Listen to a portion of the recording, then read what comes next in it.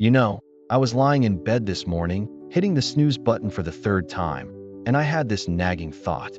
We always hear about these titans of industry, the legends of history, people like Michael Jordan or Steve Jobs. And we assume they just had something we don't. Maybe it was talent, maybe luck. But is that really it? Or is there a specific, replicable blueprint they followed that the rest of us are just missing? It's the million-dollar question, isn't it? We love to romanticize talent because it lets us off the hook. If Mozart was just born that way, then I don't have to feel bad about binge-watching TV instead of practicing my craft. But when you actually peel back the layers of these biographies, from athletes to inventors, you find that talent is rarely the headline. The headline is usually obsessiveness. It's about what they were doing when nobody was watching. Exactly.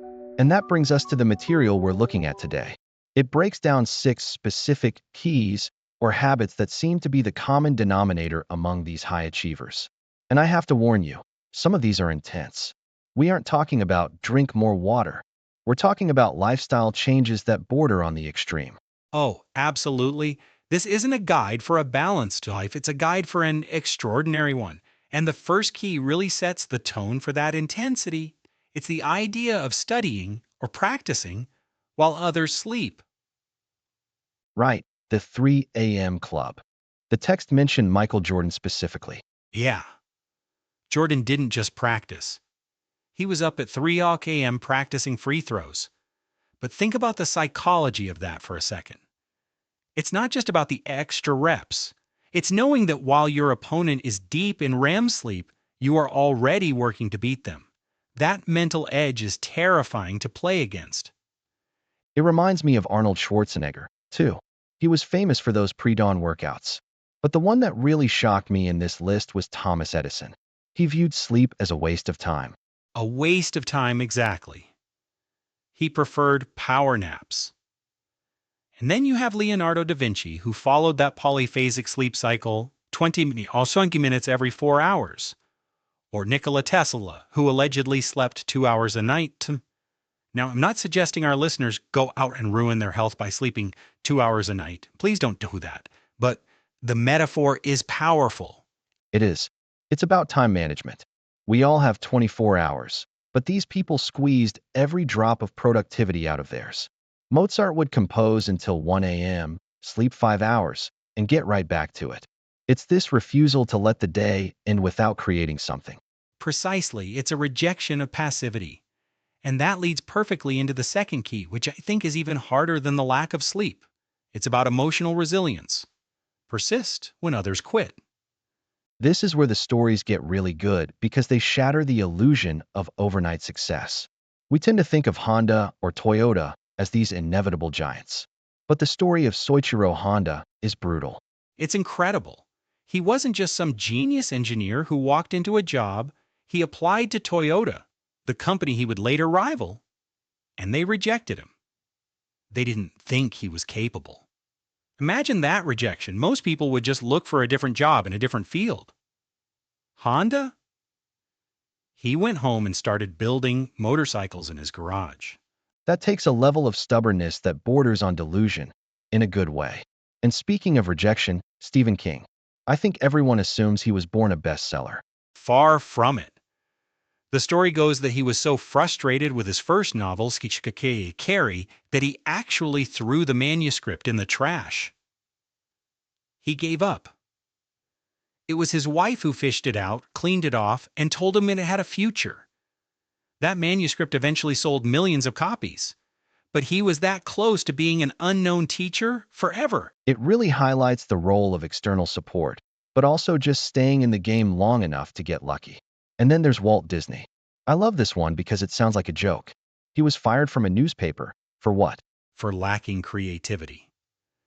That has to be the worst performance review in history. It's the ultimate irony. Then he starts his own business in a garage. His first animation studio goes bankrupt. It was a memorable failure, as they say. He was even ridiculed by the press, but that's the key. If you stop at the failure, you're a failure. If you keep going, the failure becomes just a plot point in your biography. That's a great way to put it. Failure is just a plot point if you keep writing the story. Okay, let's shift gears to the third key. This one is more tangible, less philosophical.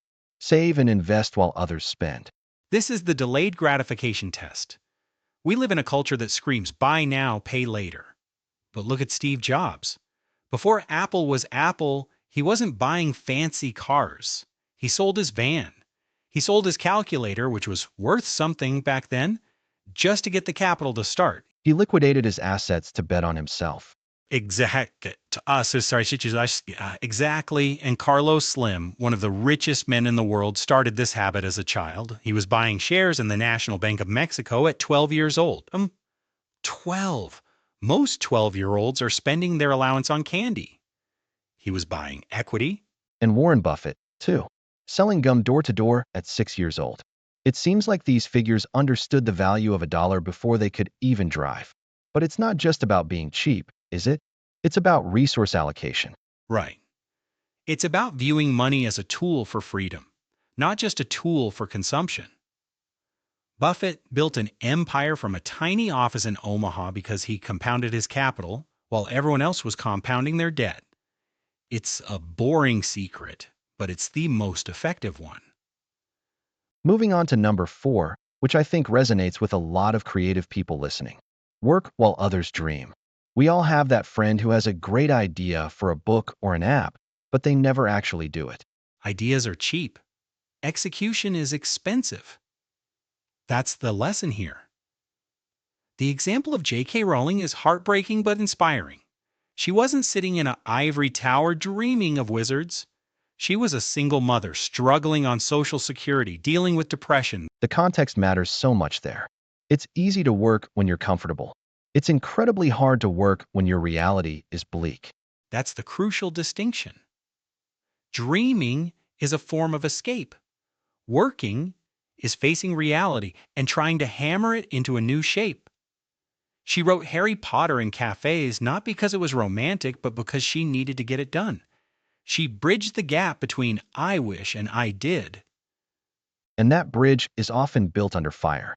Which brings us to number 5. Strive while others criticize. This connects back to the Disney story, but it seems more focused on ignoring the so-called experts. Oh, the experts. History is littered with experts who were confidently wrong. The Beatles are the classic example. Here, they auditioned for Decca Records, and the executives told them, "We don't like your sound." And, this is my favorite quote, "Guitar groups are on the way out." Can you imagine being that executive? You'd never forgive yourself. You'd be the guy who passed on the Beatles. But for the band, that could have been the end.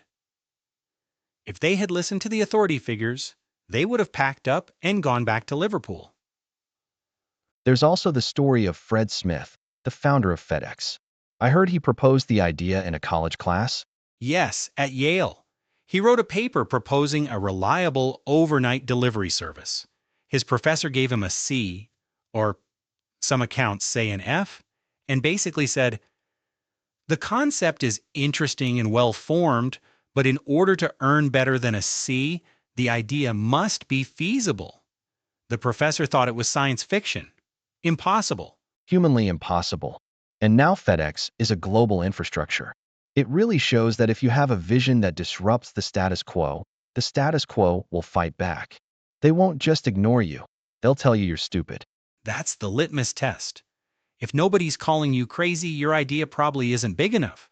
You have to be willing to be misunderstood for a long period of time. That leads us to the final key, number 6. Decide while others think. This feels like the antidote to analysis paralysis. It is. We live in an age of information overload. You can spend years researching the perfect diet, the perfect business plan, the perfect investment strategy. But while you're thinking, someone else is doing. The text mentions that these successful people didn't stop for adversity. They just kept moving. It's about momentum, isn't it? The losers, and that's a harsh word, but let's use it in this context, let things happen to them. They are passive observers of their own lives. The winners or the people who leave a legacy make things happen. They decide. Even a wrong decision is often better than no decision because a wrong decision gives you data. Stagnation gives you nothing. That's a profound point. We're often so afraid of making the wrong move that we stay in the comfort zone, which is actually a danger zone in disguise. The comfort zone is where dreams go to die. It's safe, it's warm, and nothing ever grows there. All the people we discussed today, Jordan, Rowling, Jobs, Slim, they lived almost entirely outside their comfort zones. They embraced the friction. So, looking at these 6 keys together: study while others sleep, persist when others quit, save while others spend, work while others dream, strive while others criticize, and decide while others think. It's a heavy list. It sounds exhausting, honestly. It is exhausting. And that's why so few people do it. That's why there is only one Michael Jordan. But I think the takeaway for our listeners isn't necessarily to try and do all 6 of these at maximum intensity starting tomorrow. You'll burn out in a week. Right? Don't wake up at 3 a.m. if you haven't fixed your sleep schedule yet. Exactly. But pick one. Where are you being passive? Are you spending money to impress people you don't like? Are you dreaming about a project but never actually opening the laptop? Are you letting one critical comment stop you from posting your art? That's the challenge. It's about agency. It's realizing that the gap between you and the people you admire isn't magic. It's a collection of choices. Difficult, unglamorous, daily choices. And history doesn't remember the people who just thought about it. It remembers the ones who decided, who persisted, and who did the work when the lights were off. A powerful reminder to stop overthinking and start moving. We hope this list gave you a bit of a wake-up call. I know it did for me. Maybe I won't hit snooze tomorrow morning. We'll see about that. But at least you'll be thinking about it. Thanks for listening, everyone. Go make something happen.